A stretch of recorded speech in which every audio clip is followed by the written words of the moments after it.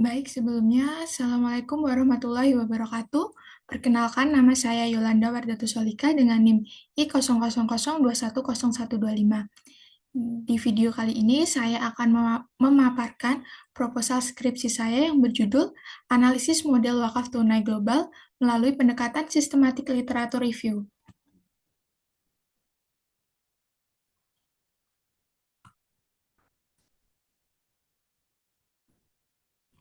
Baik, yang pertama adalah latar belakang. Wakaf tunai berkembang sebagai solusi keuangan syariah yang berkelanjutan, memungkinkan dana dikelola secara produktif untuk kepentingan sosial seperti pendidikan, kesehatan, dan pemberdayaan ekonomi. Di Indonesia sendiri, regulasinya seperti yang tercantum pada Undang-Undang Nomor 41 Tahun 2004, serta inovasi seperti cash wakaf link sukuk, semakin memperkuat peran wakaf tunai dalam mendukung pembangunan.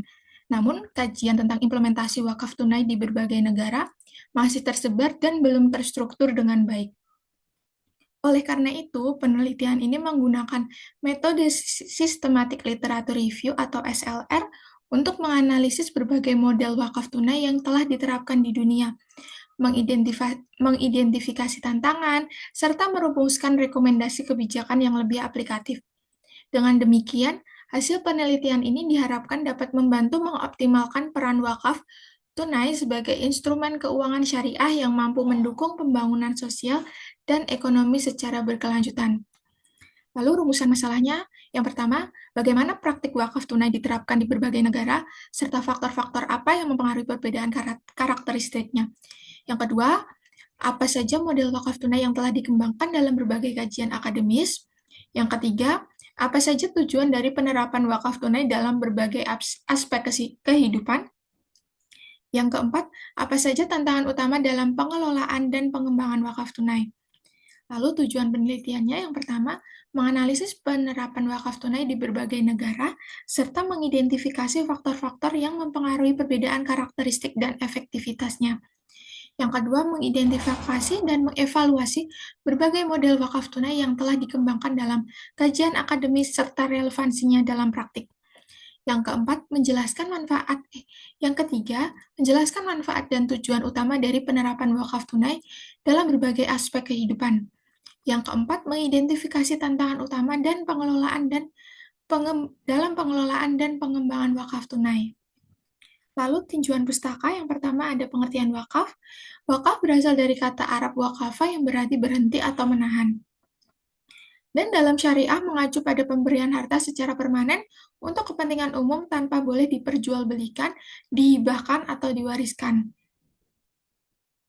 Lalu jenis wakaf. Wakaf dalam Islam diklasifikasikan beberapa jenis tujuan, durasi, dan penggunaannya. Berperan penting dalam sosial ekonomi terutama pendidikan, kesehatan, dan infrastruktur. Berdasarkan tujuan terdapat wakaf sosial, wakaf keluarga, dan wakaf gabungan. Dari segi waktu ada wakaf abadi, wakaf sementara. Lalu berdasarkan penggunaannya, wakaf dibagi menjadi wakaf langsung, wakaf produktif. Dalam artikel ini, wakaf tunai yaitu wakaf dalam berbentuk uang yang dapat diinvestasikan secara produktif guna mendukung pembangunan sosial dan ekonomi.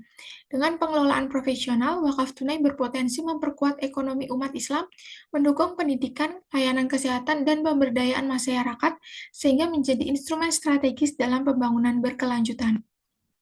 Lalu wakaf tunai merupakan inovasi wakaf yang dikelola individu berkontribusi dengan menyumbangkan uang yang dikelola secara produktif melalui investasi syariah seperti sukuk dan reksadana syariah.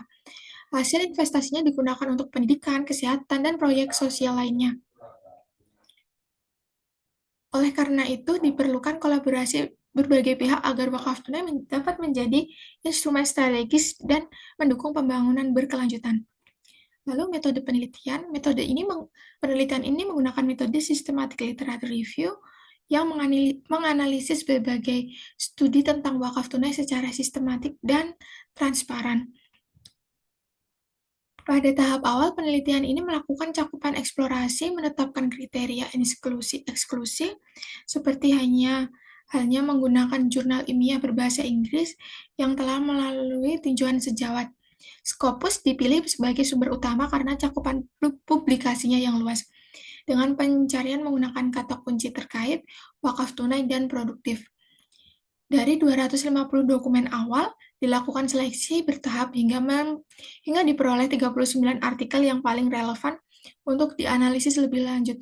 Proses ini memastikan bahwa hanya penelitian berkualitas tinggi yang digunakan sebagai dasar dalam kajian ini.